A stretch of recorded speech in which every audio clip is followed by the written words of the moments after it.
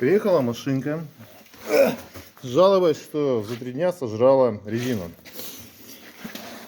Одно колесо,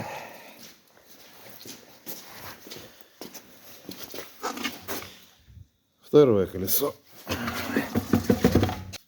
В чем же причина? А в том, что сожрала саленблок с одной стороны и с другой стороны. То есть просто полностью независимая подвеска стала, болтается. Но это произошло не 3 дня назад, как говорит владелец. Сожрала, намного раньше начала жрать. И с саленблоком пришла задница. Просто ездил до последнего. Вот так владельцы своими